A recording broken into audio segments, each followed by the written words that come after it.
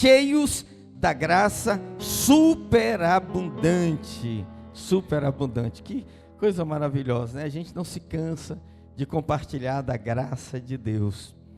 Segunda carta de Paulo aos Coríntios, capítulo 9, verso 8.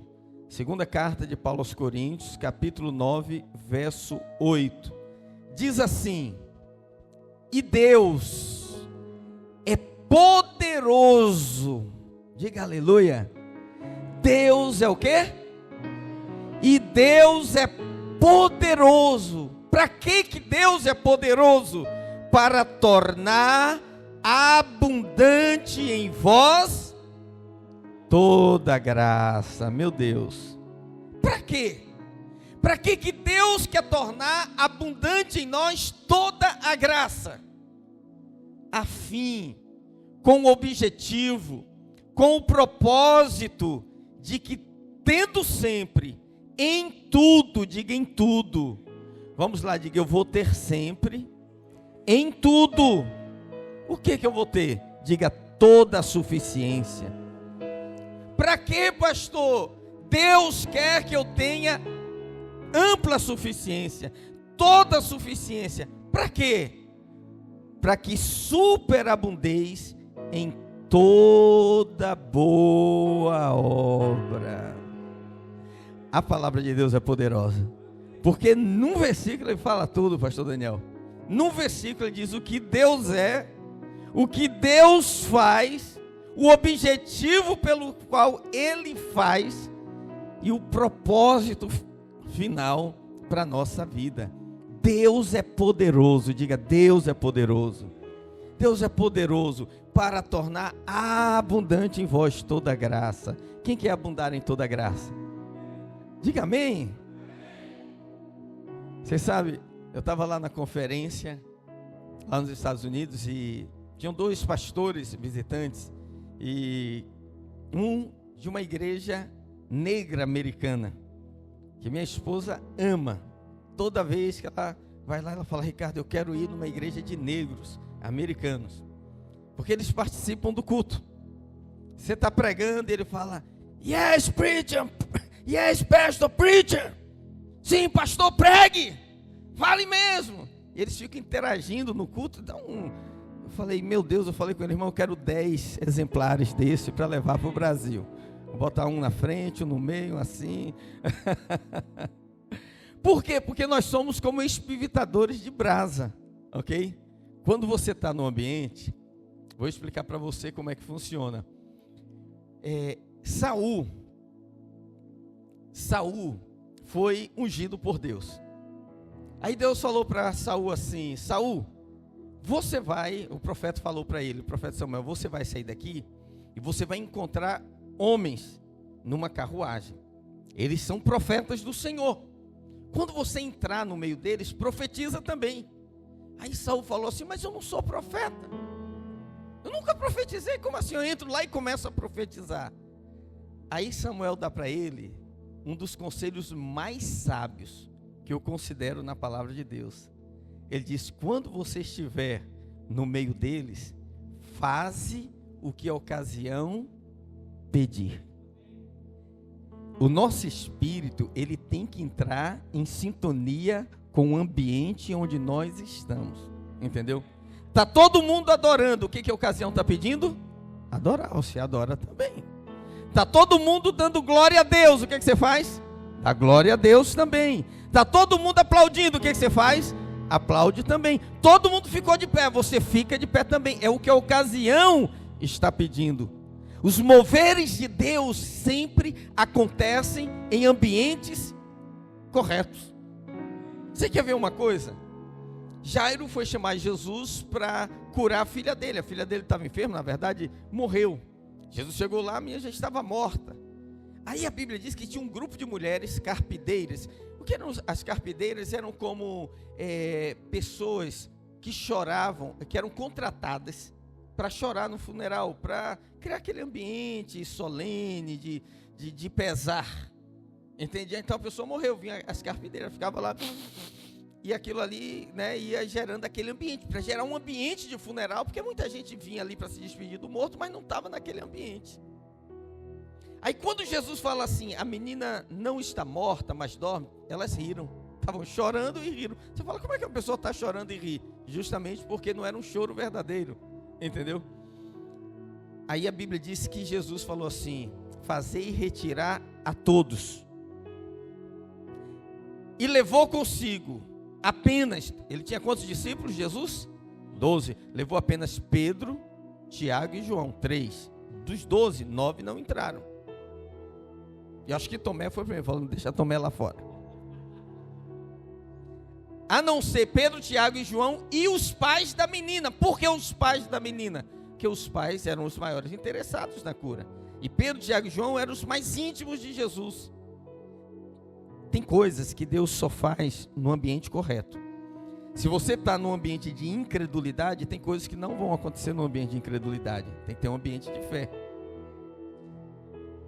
Por isso que quando Jesus quis salvar a mulher samaritana, já contei isso para vocês.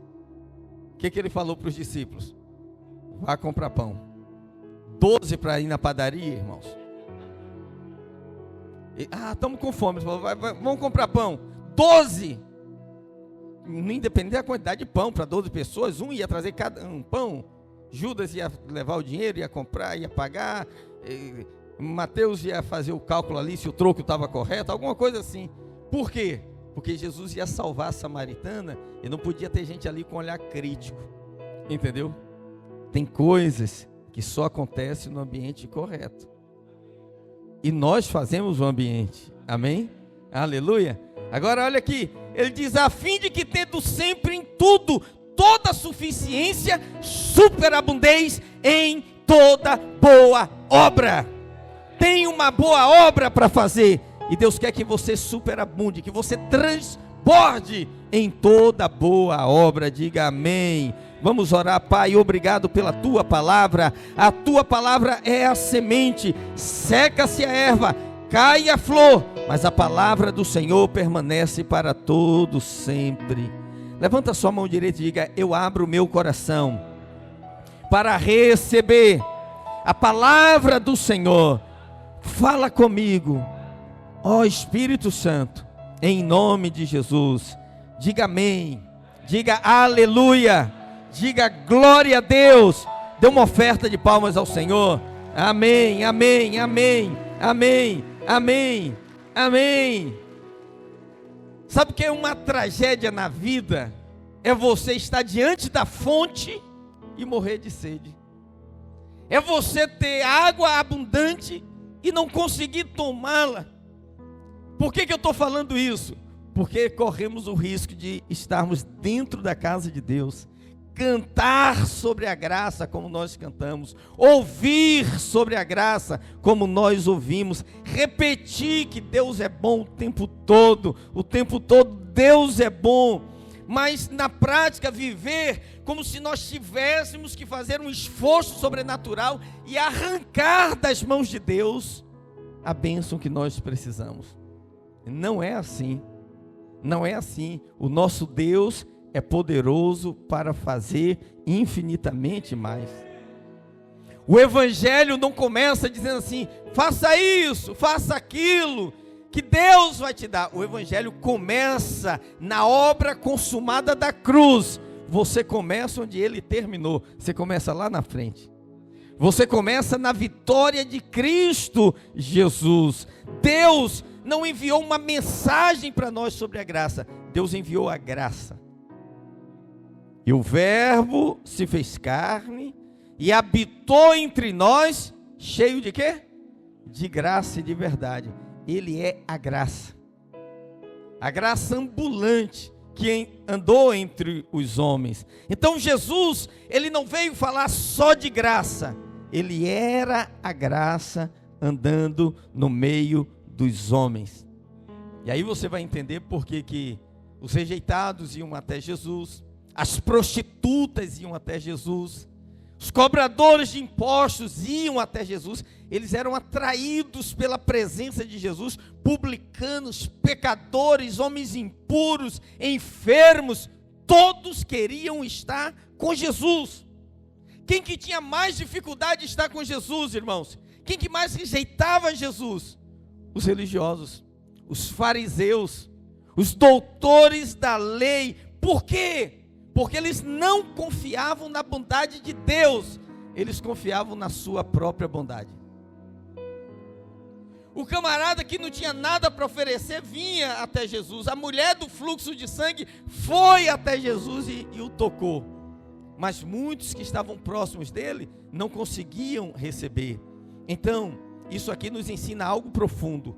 A graça, ela não flui para quem acha que merece. A graça flui para quem acha que não merece. É justamente para quem não merece. A graça é favor imerecido para quem sabe que precisa. Eu preciso. Eu não tenho outra alternativa. Eu não tenho recursos em mim mesmo. Eu não mereço. Aí para esse tem graça disponível.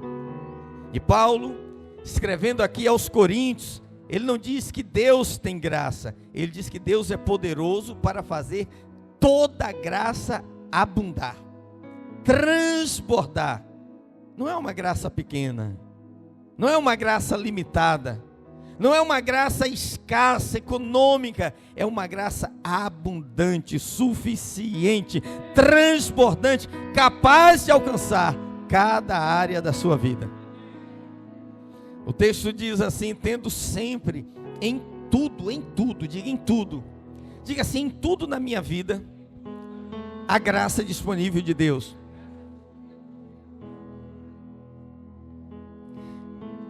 Não importa qual a área. Então, a gente ouve muito falando hoje, treinamento, você tem que romper com a mentalidade de escassez e ter mentalidade de abundância. Irmãos, a linguagem bíblica é sempre linguagem de abundância. Tudo que Deus cria é grande. Os mares estão povoados de cardumes de peixe, as montanhas são altas, as estrelas são incontáveis e a graça é superabundante. Tudo de Deus é assim. Então a questão não é se Deus tem graça suficiente para nos dar.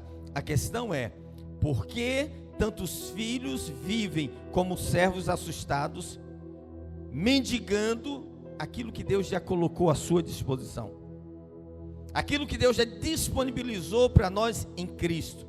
Então nós temos que voltar e permitir para a palavra, e permitir que o Espírito Santo ajuste o foco da nossa fé.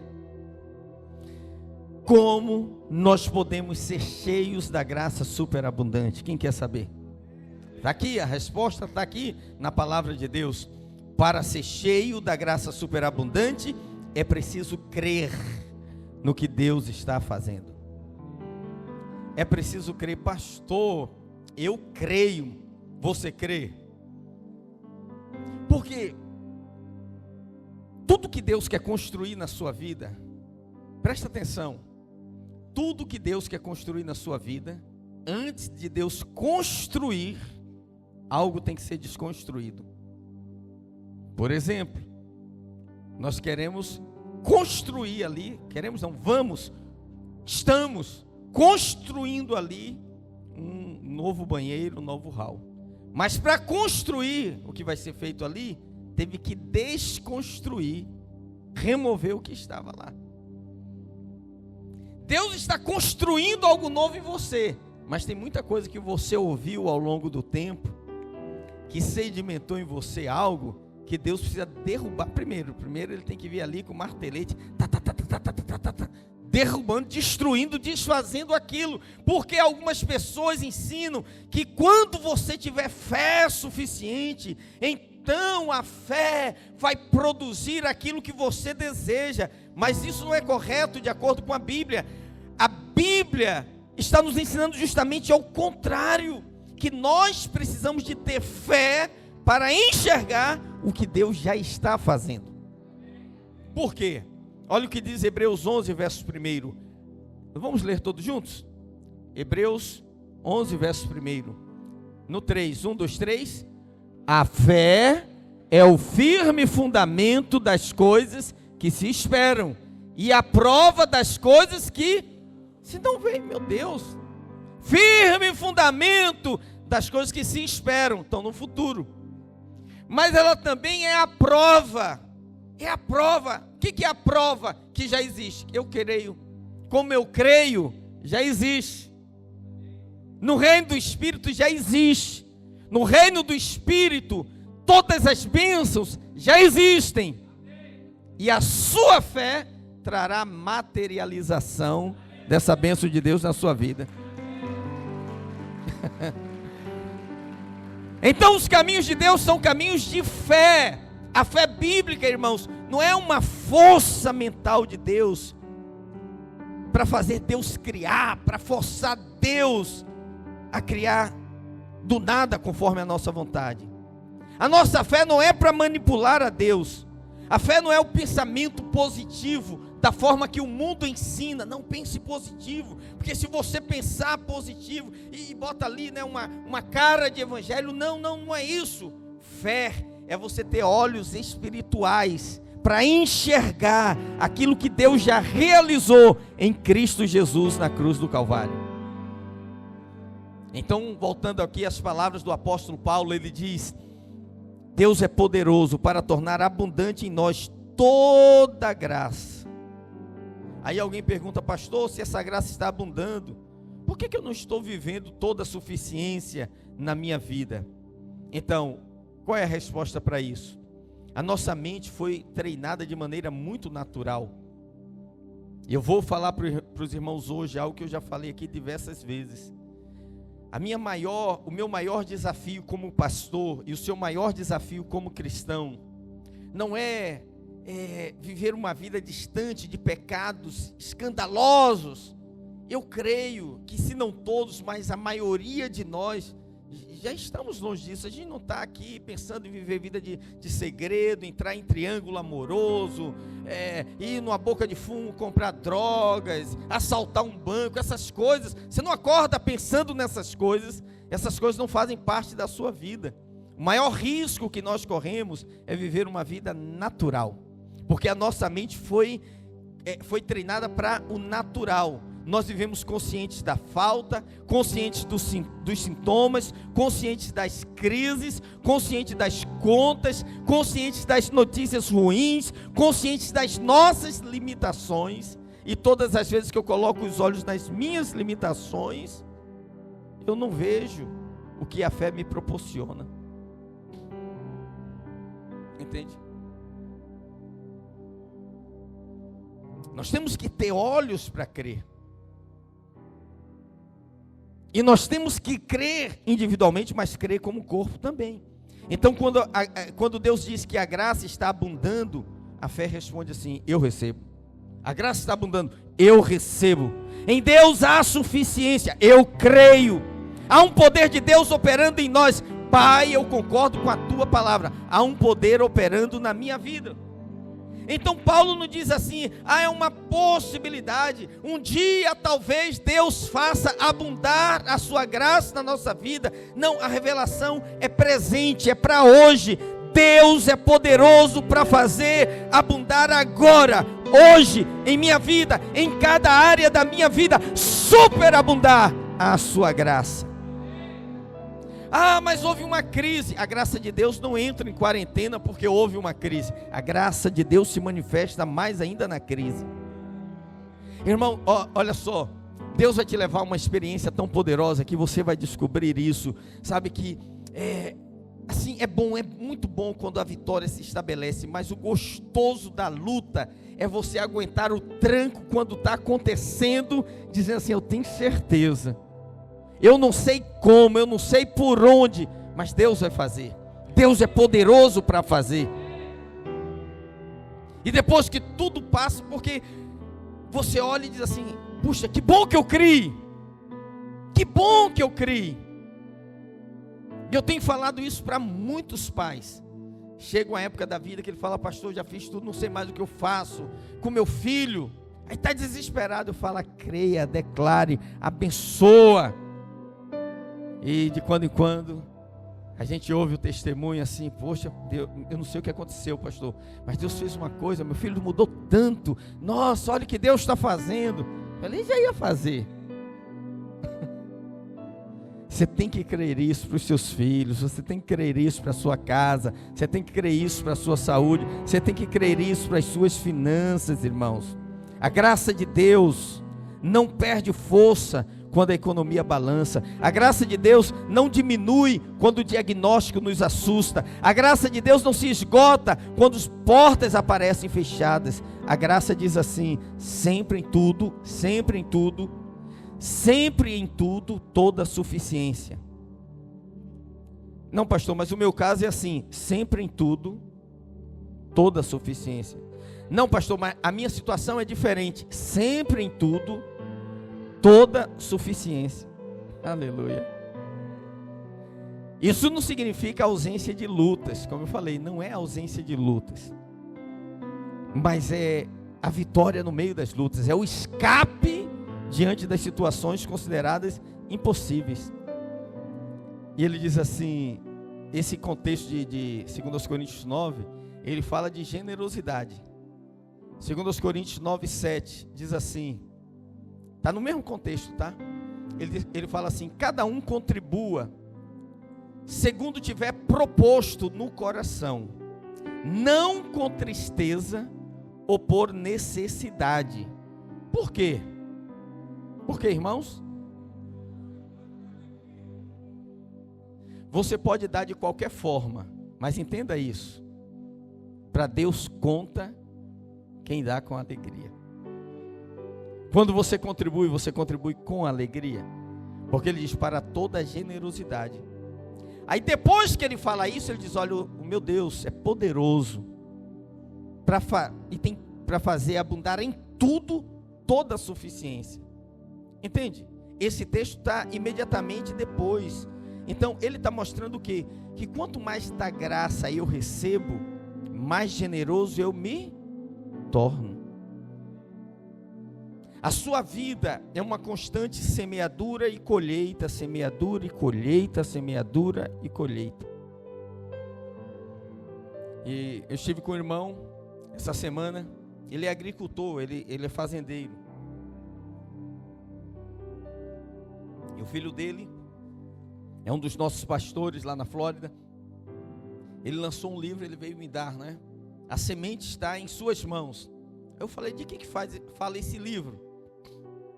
E o pai dele é agricultor. Ele disse: pastor, um dia eu estava na fazenda com meu pai, ele tinha terminado de semear. Aí ele disse assim: filho, nós já fizemos o que tinha que fazer, agora é com a semente. Ele disse: agora aquilo marcou a minha vida de tal maneira. E eu peguei vários princípios da agricultura e olhei à luz da Bíblia, da forma que a Bíblia fala. É da forma que é no natural, também é no espiritual. A graça de Deus, ela é superabundante para nos tornar o quê? Generosos. Deus não enche apenas para termos mais.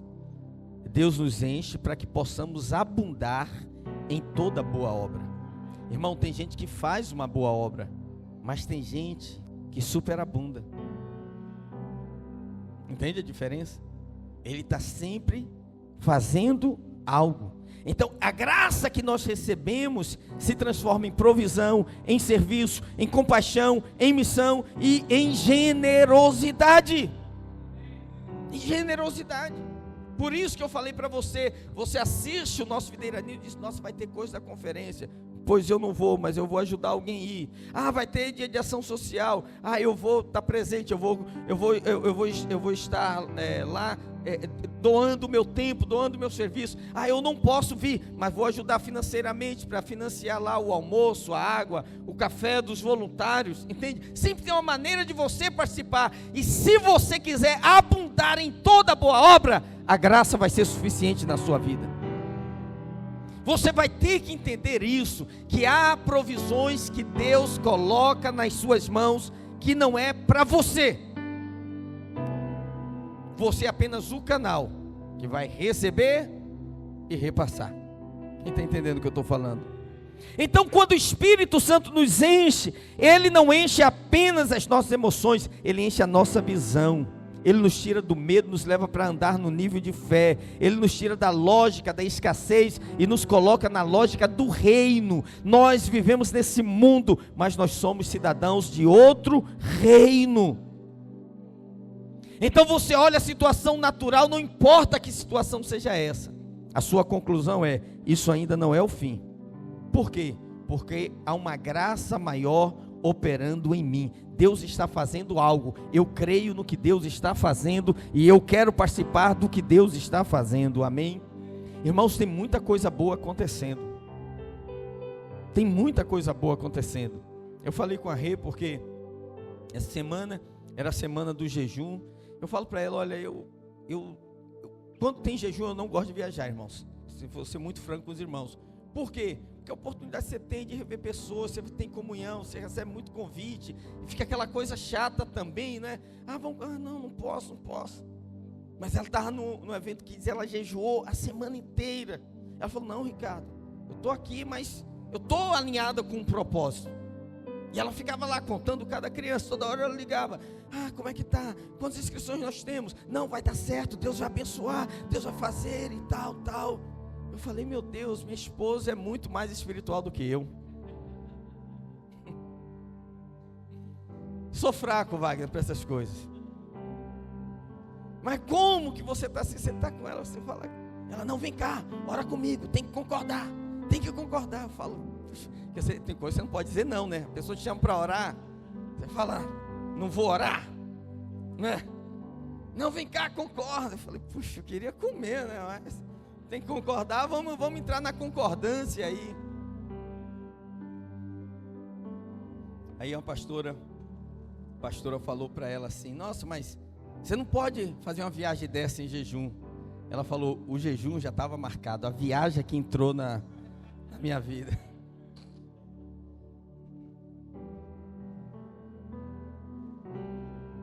Deus quer que você abunde em toda boa obra. Pastor, é muito difícil. Alguém fala: não tem jeito. Você diz: há graça suficiente para essa situação. Pastor, acabou. Não, Deus ainda é poderoso.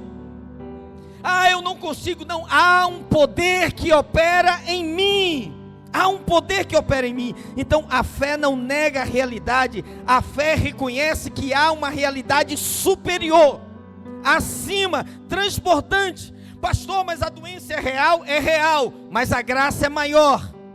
A necessidade é real, mas a provisão do Pai é maior.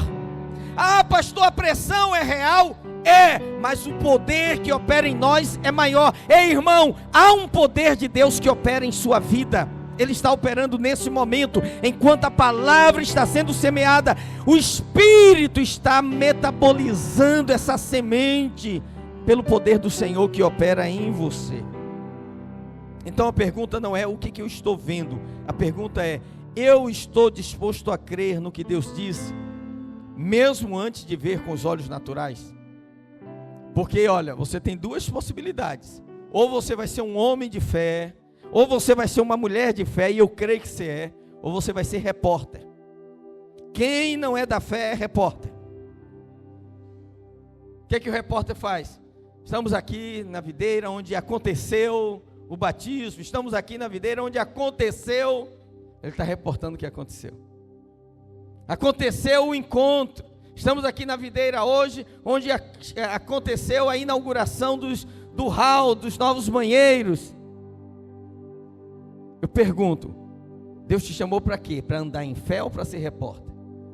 Para ficar contando o milagre que aconteceu, as coisas dos outros? Não, você é um homem de fé, você é uma mulher de fé. Deus quer que você superabunde em toda graça. Há ampla suficiência de Deus, toda graça, em todas as áreas, para cada necessidade, para cada situação, a graça especial de Deus. E você tem que crer: Deus está fazendo, Deus está trabalhando. Irmão, quando você vem aqui para o culto, Deus está trabalhando lá na sua empresa, Deus está trabalhando lá na sua casa, Deus está trabalhando lá na sua família.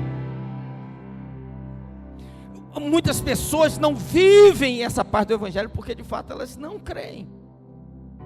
Eu falo isso muitas vezes. Os irmãos prosperam pouca coisa, mas tem Aí, não, pastor, eu não estou indo domingo, porque domingo eu preciso ter um tempo de qualidade com a minha família. Aí eu tirei esse domingo para ir à praia, eu tirei esse domingo para não sei o que e tal. Irmão, isso não salva a família. O que salva a família é crer no Senhor Jesus Cristo e serás salvo tu e a tua família. Você não vai influenciar os seus filhos assistindo sessão da tarde com ele. Você não vai mudar a vida dos seus filhos no cinema com eles. Você vai mudá-los gerando um ambiente de fé, de oração, declarando, proclamando na sua casa, na sua vida, entrando por essas portas e dizendo: eu e a minha casa serviremos ao Senhor. É isso. Nossos filhos querem ver em nós homens de Deus, mulheres de Deus, homens de fé, homens de oração.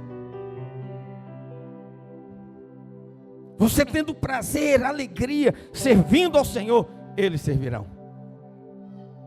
Eu fiz um curso certa vez com o Renato Alves. Ele é considerado a melhor memória do Brasil.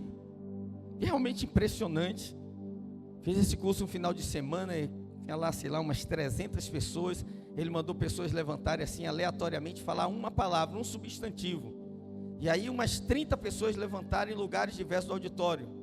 Depois ele falou: cada um guarda a sua palavra e a ordem, se você foi o primeiro, o segundo, o terceiro e tal. E quando todo mundo terminou de falar, ele falou: ó, você falou tal palavra, o segundo foi aquele, falou tal. Depois ele voltou e falou de trás para frente. Falei: meu Deus, que loucura. Mas na chamada, no curso dele, dizia assim: vou te ensinar, tá, técnicas de memorização, vou te ensinar como ler 52 livros por ano, e como você fazer os seus filhos se tornarem grandes leitores.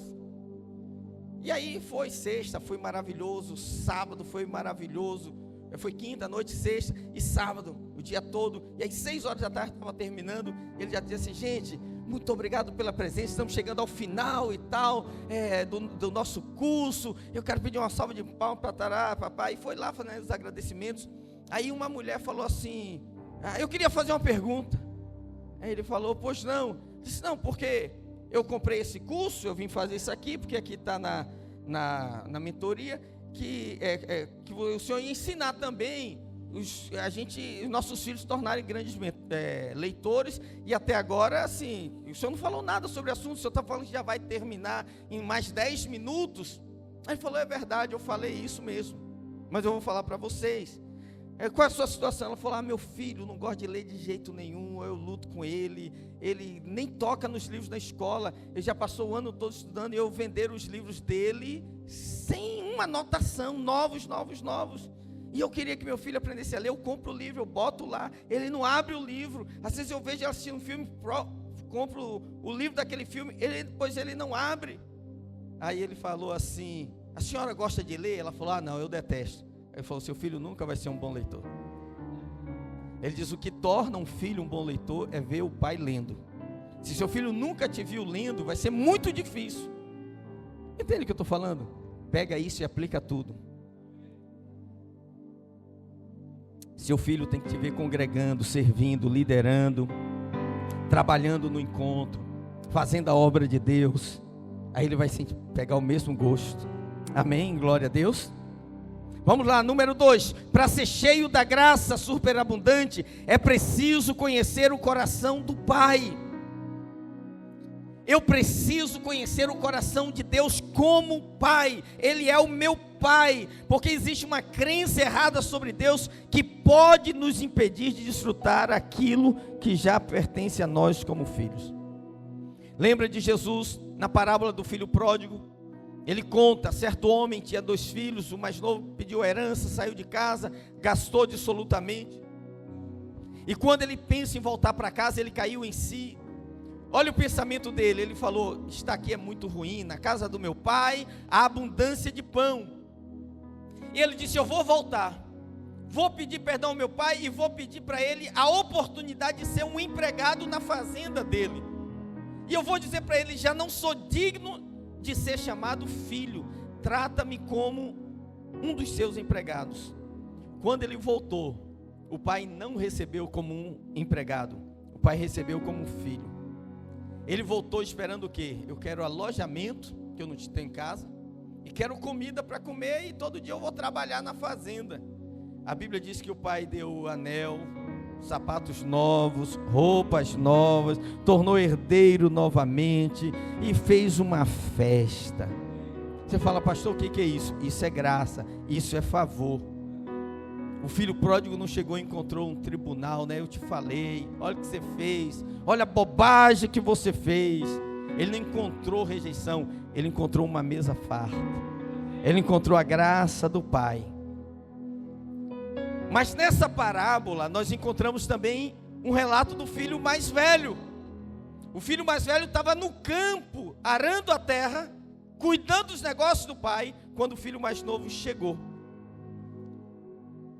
Ele nunca saiu de casa, ele sempre serviu ao pai, mas ele também não conhecia o coração do pai. E a Bíblia diz que quando ele chegou, ele perguntou para um funcionário, o que está acontecendo? Que músicas são essas? Estou ouvindo barulho de danças.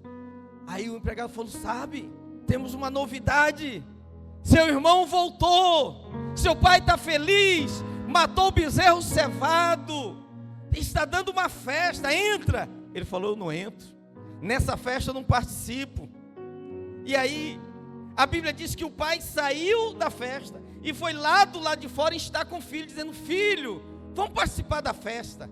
Olha o que o filho falou para o pai, Lucas 15, 29. Ele disse, há tantos anos que te sirvo. Irmão, você vai ter um rema de Deus poderoso agora. Você vai dizer, ainda bem que eu vim. Ainda bem que eu levantei da cama e vim para o culto hoje. Há tantos anos que te sirvo, sem jamais transgredir uma ordem tua, e nunca me deste um cabrito sequer, para alegrar-me com os meus amigos. Olha a acusação que esse rapaz está fazendo do pai. Na mentalidade dele, o seu relacionamento com o pai era medido pelo seu desempenho. Ele falou, ó, não falta culto, quando é minha escala eu estou nos servos, trabalho no encontro, oferto, dizimo, eu faço tudo. Esse aí aprontou todas, voltou, toda hora tem um testemunho. Irmão, quando você está na fila e toda hora vem alguém na sua frente e conta o testemunho, e você está orando pela mesma coisa, alguém vai, queria testemunhar aqui que Deus fez. Você fala, pô, esse camarada chegou agora e já está sentado na janela. Eu aqui há tantos anos que te sirvo. Só que ele fala uma coisa aqui, nunca transgredi, nunca me deste. Ele vivia na casa do pai, mas o coração era de escravo, era de empregado. Ele estava geograficamente próximo, mas emocionalmente distante. Ele não conhecia o pai. Ele tinha herança? Tinha, mas ele vivia ressentido. Ele tinha acesso? Tinha, mas ele não desfrutava. Ele tinha tudo, mas se sentia privado. Ele não conhecia a generosidade do pai. Deixa eu falar algo para você, seu pai é muito mais generoso do que você imagina. Ele tem mais disposição de te dar do que você de receber. E eu vou te mostrar isso agora na palavra. Lucas capítulo 15, 31. Olha a resposta do pai. Ouça o pai falando com você nessa manhã. Ele diz, meu filho. Uau! Meu filho! Olha o que o pai está falando. Meu filho! Tu sempre estás comigo. Tudo que é meu é teu. Uau! Tudo que é meu é teu, meu filho. Ei, você não precisa viver como escravo. Você não precisa mendigar um cabrito. Ele falou, nem um cabrito. Ele falou, um cabrito não, um rebanho inteiro. Você podia matar um todo dia se você quisesse, porque é seu.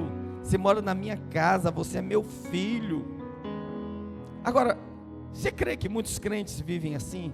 São filhos, mas vivem como se fossem empregados. Estão em casa, mas não entram na festa.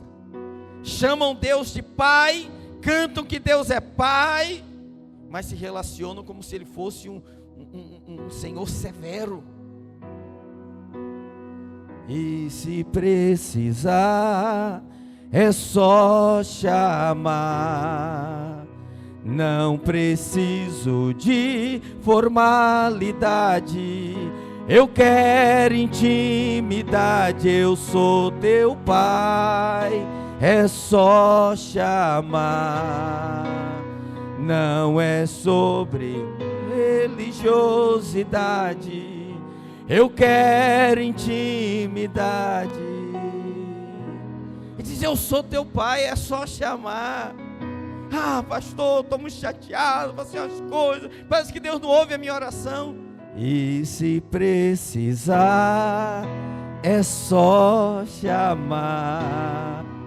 Não preciso de formalidade.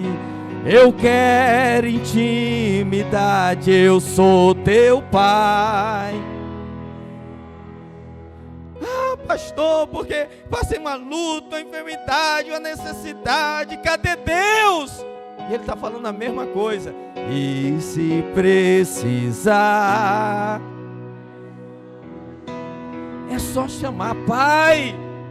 Ah, o Senhor nunca me deu um cabrito. É só pedir, filho. Você nunca pediu, eu nem sabia que você queria fazer festa. É, porque tem vários anos que eu faço aniversário. Nunca tive um bolo.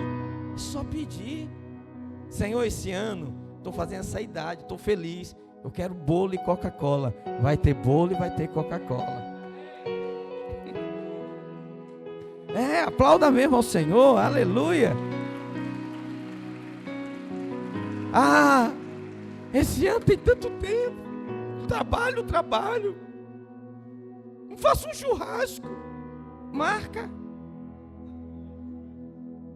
domingo, vai ser churrasco. Vai ser culto de holocausto. Chamar meus amigos, vou celebrar. Ele não tem só um cabrito para você. Ele diz: meu filho, tudo que é meu é teu. O que tinha nesse jovem que impedia ele de receber? Justiça própria. Ele não celebra quando o pródigo volta. Ele reclama da festa. Ele acha que Deus é injusto de ser tão bom com quem falhou, porque ele não entendeu a graça. Ele está na casa, mas não entendeu a graça. E o irmão mais velho fala uma coisa muito forte aqui. Ele não fala só que nunca me deste. Não tem ninguém aqui que pode dizer para Deus: nunca me deste, porque todo dia Ele te dá algo. Mas ele diz uma coisa aqui: eu nunca transgredi. Eu nunca transgredi. Eu nunca transgredi uma ordem tua. Quem nunca transgrediu? Todos pecaram e destituídos estão da glória de Deus. Ninguém pode dizer isso para Deus. A diferença é que alguns sabem disso e outros ainda não descobriram. Pastor, eu sou uma pessoa, faço tudo certo, pastor. Não, irmão, você não faz tudo certo. Você fez de graça todo dia. Você tem pensamentos ruins às vezes. Você se exaspera às vezes. Você fala palavras impensadas às vezes. Ninguém pode dizer: eu nunca transgredi uma ordem tua. Mas quando você pensa assim, você se enche de justiça própria. E hoje vou falar algo que Deus ministrou. Enquanto eu viajava de uma cidade para outra, conversando com a rede, Deus falou algo tão forte ao meu coração. Eu disse para ela, a gente está falando sobre situações que às vezes as pessoas vêm para nós e falam: por que eu estou passando por isso? Eu falei para ela: amor, nós não temos que responder todas as perguntas. Nós temos que confiar sempre. A gente não sabe de tudo, então não tem resposta para tudo. E eu falei, em outras palavras, essa é a pergunta milenar que as pessoas fazem. Isso já foi motivo de discussão séculos e séculos por muitos homens de Deus e questionamento de muitos cristãos que às vezes terminaram a vida amargurados, amargos, azedos, porque eles falavam assim: por que coisas boas, por que coisas ruins acontecem com pessoas boas? Você já ouviu essa pergunta? Pastor, por que coisas ruins acontecem com pessoas boas? Eu falei para ela: olha, tem um teólogo do século XX chamado Robert Charles Sproul. Ele fala muito sobre a graça de Deus, sobre sermos predestinados em Deus. Ele diz o seguinte: por que coisas boas, quem está com o slide aí, passa para mim, acontece com pessoas ruins? Ele diz assim: isso só aconteceu uma vez, e ele se ofereceu voluntariamente. Por que coisas ruins acontecem com pessoas boas? Quais pessoas boas? Isso aconteceu uma vez. Sabe com quem, né? Só tem um bom, que é ele. E na vez dele, ele se ofereceu para receber as coisas ruins do nosso lugar. Um dia, e eu já vi essa cena muitas vezes, porque eu sempre falo, a ordem natural da vida são os filhos sepultarem os pais. Ah, meu pai faleceu, minha mãe faleceu. Se você sente a perda e tal, mas o esperado é isso, entendeu? É que os filhos sepultem os pais. Quando essa ordem é invertida, realmente é muito difícil, até como um pastor, você consolar. E eu fui no funeral, fazer o funeral de uma criança, que a mãe, não sei se trabalha ainda, mas estava trabalhando no sítio, e a criança se afogou na piscina, enquanto brincava sozinha. E ela debruçava sobre o caixão, falava: por que, pastor? Não é justo, Deus não é justo. Por que Deus fez isso comigo? Deus não é justo, pastor. Eu falei: não é não. Porque se ele fosse justo, não teria só um caixão aqui, teria vários. Estaríamos todos nós. Entende? Eu sei que não é isso que você quer ouvir, mas só um é bom. Só uma pessoa pode dizer: por que coisas ruins acontecem com uma pessoa boa? Esse foi Jesus. Isso aí é um soco na costela da justiça própria. Livre-se da justiça própria. A maneira como você enxerga Deus impacta a forma como você se relaciona com Deus. Você vê Deus como um pai ou como um acusador? Como um cobrador ou como um Deus generoso? Você vê Deus como fonte da graça ou como alguém que precisa ser convencido a abençoar você? Deus não precisa ser convencido a abençoar você, porque Deus quer o abençoar todos os dias. Na verdade, Ele está buscando ocasiões para te abençoar. Agora, nós nos aproximamos dele como filhos ou como servos? O Evangelho ensina que Deus pegou todo o nosso pecado, toda a nossa injustiça e pagou na cruz do Calvário. A justiça foi satisfeita, o véu foi rasgado, a conta foi paga, e o Pai hoje nos recebe baseados na obra consumada da cruz. O Espírito Santo, Ele não veio produzir escravos, Ele veio testificar no nosso coração que nós somos filhos de Deus. Dentro de nós tem um espírito que clama assim: Abba, Pai, Abba, Abba, Abba, Abba, Abba, Abba, Pai, aleluia. Se você perder essa revelação, você pode até cantar que Ele é Pai, mas você vive pesado. Irmão, nós não podemos viver mais pesado não. Passou do tempo, respira fundo, descansa. Se Ele não fizer, você não vai fazer. Você não foi chamado para produzir milagres na força do seu braço. Ou Deus faz, ou Deus faz. Entendeu? Não sou eu quem vai fazer, é Deus quem vai fazer. E quando a gente começa a enxergar Deus como Pai, a oração não é peso, a oração é comunhão. A oferta que nós damos não é pressão, ela é um ato de honra. O serviço não é para eu merecer algo de Deus. O serviço é uma resposta espontânea da revelação do amor que Deus tem por mim, e eu quero servi-lo. O que o irmão mais velho nos ensina aqui? O irmão do filho pródigo: não basta estar em casa, tem que conhecer o coração do Pai. E se precisar, é só chamar. não.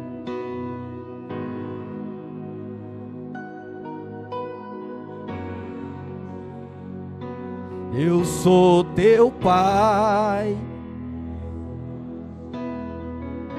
Toda vez que você estiver na luta, na dificuldade, lembra, eu tenho um pai. É só chamar. É só chamar.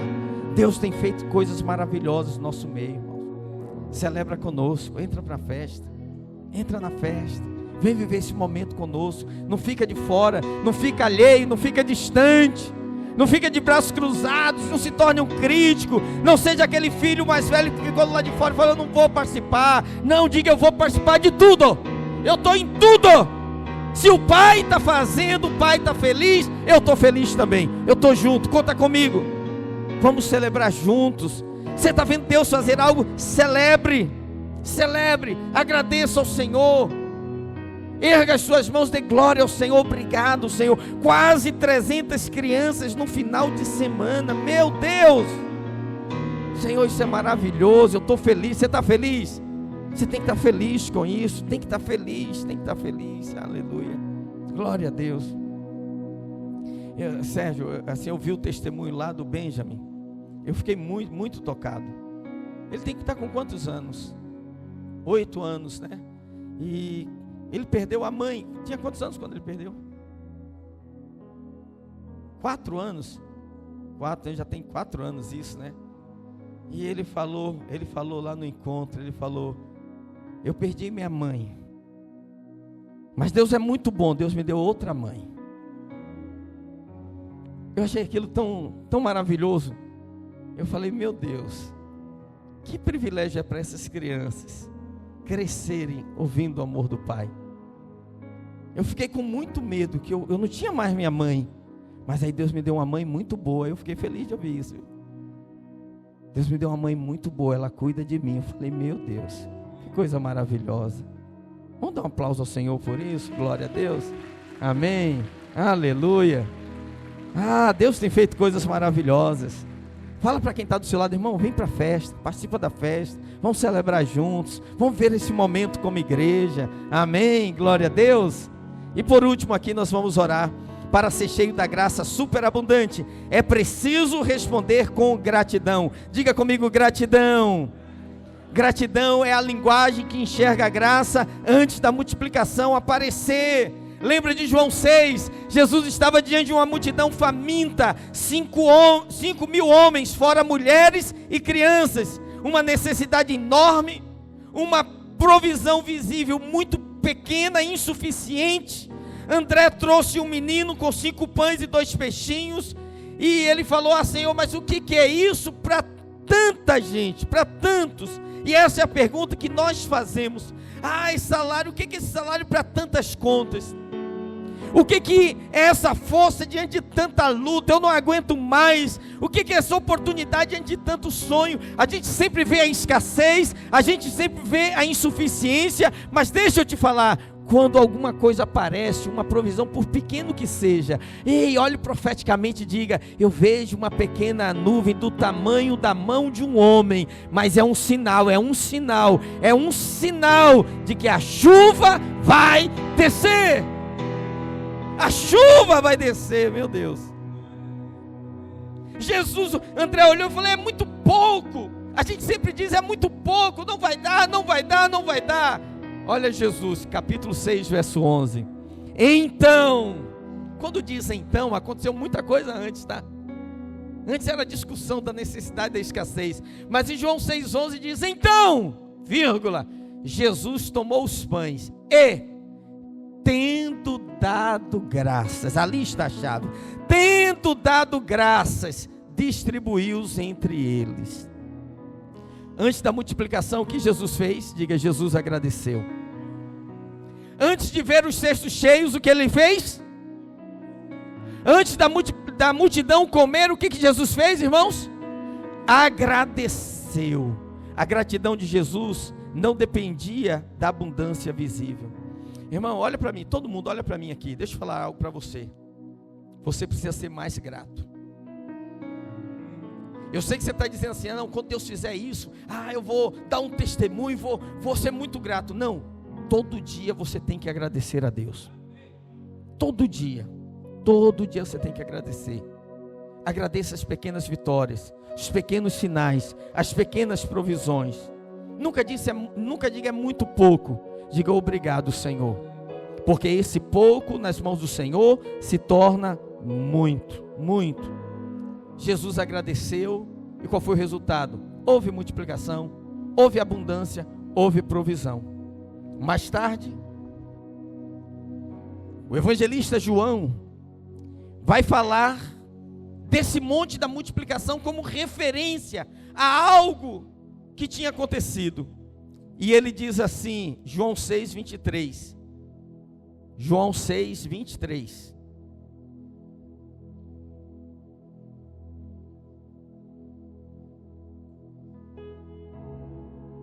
Não tem esse texto, não?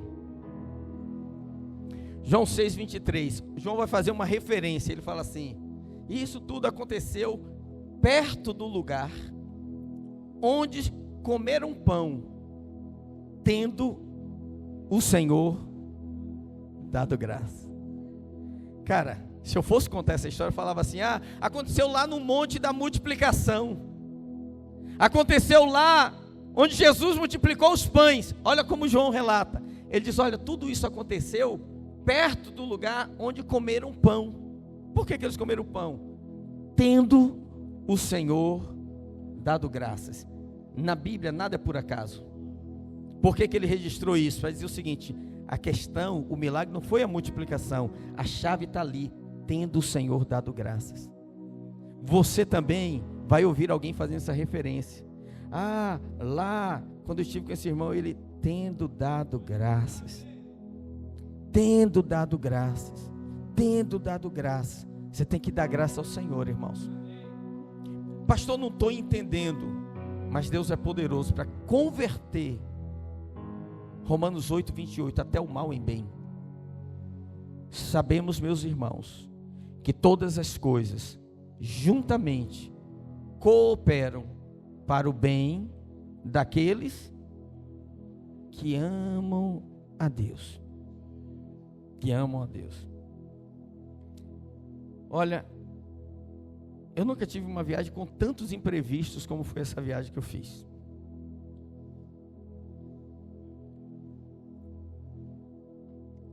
Primeira coisa, viajei sem internet. A gente fazendo esse processo de portabilidade, falei várias vezes com a empresa: eu estou viajando, eu preciso do meu plano global, meu plano é global e tal. Cheguei sem internet. Irmão, assim, sem internet você não consegue fazer nada. Abraão ainda conseguiu ir para uma terra que ele não sabia. Eu não consigo. Preciso de internet. Se mendigar a internet é muito ruim. Não foi só eu, mas Davi estava aqui, ficou sem internet. Ele foi resolver um negócio na oficina. Chegou em casa e falou: pai, já fui tão humilhado na vida, mas hoje eu fui muito humilhado. Que ele chegou na oficina, tinha marcado com a pessoa que colidiu com o carro dele lá e gerou, né? Não, passa lá e tal. E ele estava perto do endereço. E aí, sem internet, tentando falar, não estava conseguindo. Aí chegou na oficina e falou: o senhor tem Wi-Fi aqui? Porque eu estou sem sinal. Aí o cara pegou o celular da mão dele e falou: olha aí, fulano, para todo mundo, olha aí, de iPhone não tem internet. Isso é que eu não entendo. Como é que a pessoa tem dinheiro para comprar um iPhone e não pode botar a internet? Meu pai foi humilhado. Eu falei: eu também fui. Jesus também foi. Ninguém entende. Você fala assim: eu estou sem internet. Fala, como assim? Entendeu? Eu estou lá, pastor, 3 dias lá. Minha conta foi quase hackeada.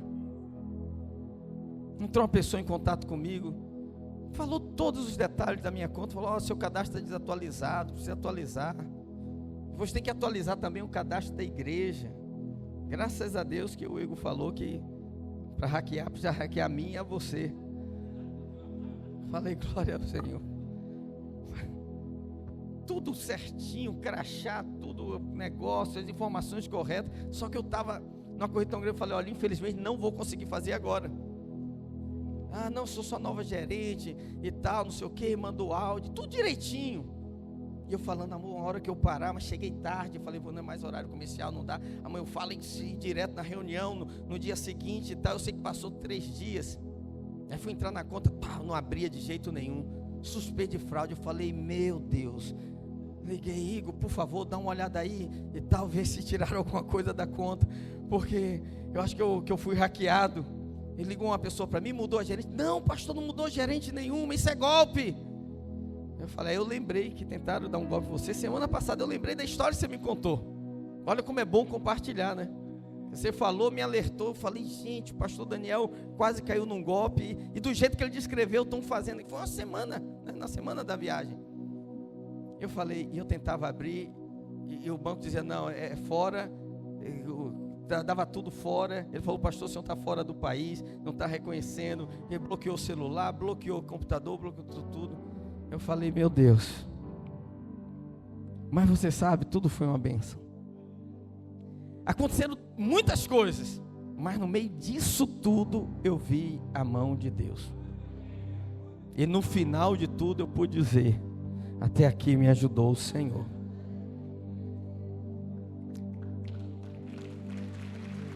Irmão,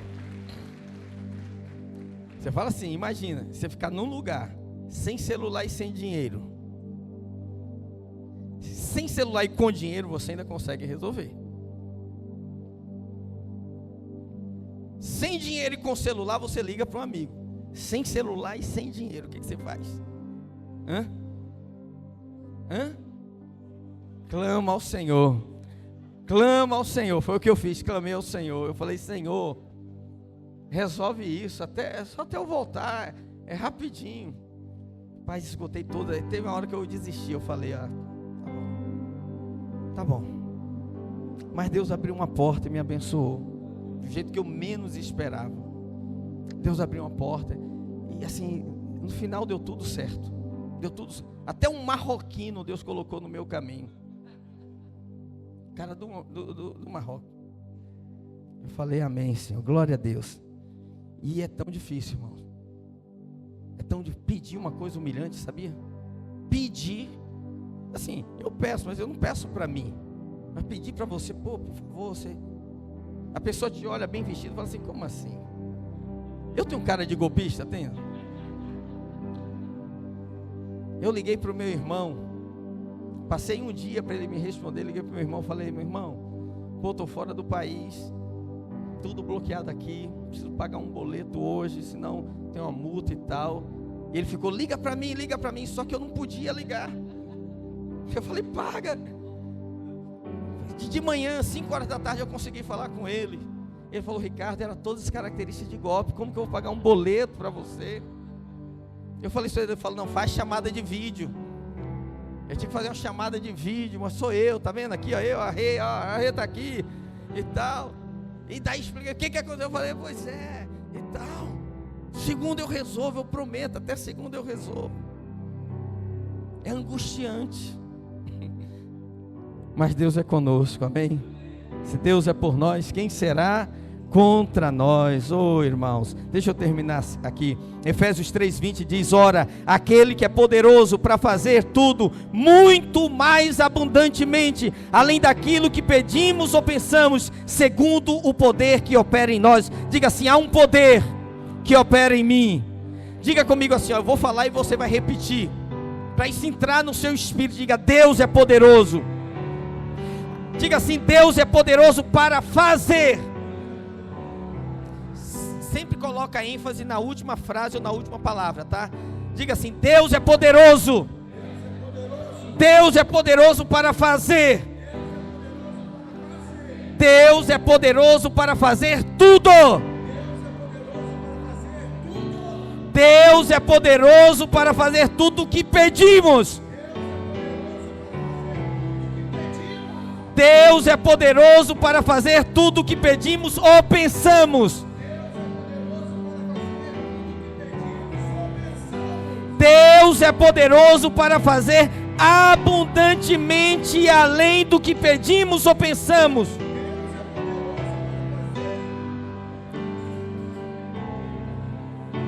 Diga: Deus é poderoso para fazer tudo muito mais, abundantemente além, segundo o poder que opera em nós. Aleluia! Essa é a superabundância da graça. Aleluia! E onde é que entra a gratidão, pastor? Gratidão multiplica graça, gratidão multiplica recursos, gratidão multiplica provisão, gratidão multiplica alegria, gratidão multiplica um ambiente de paz e de liberação. Pastor, eu estou doente. Você não agradece pela doença, você agradece apesar da doença. Ah, pastor, está faltando. Eu não agradeço pela falta, eu agradeço apesar da falta. Então, meu irmão, se você está com lutas financeiras, agradeça dizendo assim: a graça suficiente para suprir essa necessidade, a graça suficiente para curar essa enfermidade, a graça suficiente para restaurar a minha família, a graça suficiente para fazer abundantemente mais, além do que tudo que eu peço, tudo que eu penso. Oh, tem coisas que eu pedi a Deus, tem coisas que eu só pensei e Deus me deu. Você deseja sair de um tempo de escassez? Diga amém. Ah, pastor, meu dízimo é tão pouco. Pega esse pouco e coloca nas mãos do Senhor com gratidão. Ah, pastor, minha oferta é tão pequena. Pega essa oferta e coloca nas mãos do Senhor. Irmão, eu não vou descansar. Olha para mim, eu não vou descansar até que essa palavra entre no seu espírito e você entenda que você precisa colocar o pouco nas mãos do Senhor. E os nossos dízimos é só um teste. Sabe por quê? Porque você não pode dar nada a Deus que Deus não tenha te dado antes. Sabe por que a oferta é a expressão da graça?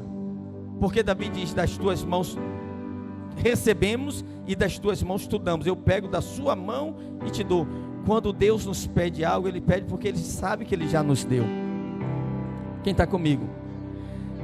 Se você der a Deus algo que Deus não te deu, não é oferta, é empréstimo. Deus não está pegando empréstimo com você. Ele diz: eu já te dei, eu já te abençoei, eu já te supri. Agora, traz, é pouco, pega o pouco e coloca, e você vai experimentar um tempo de multiplicação na sua vida. Fica de pé em nome do Senhor Jesus.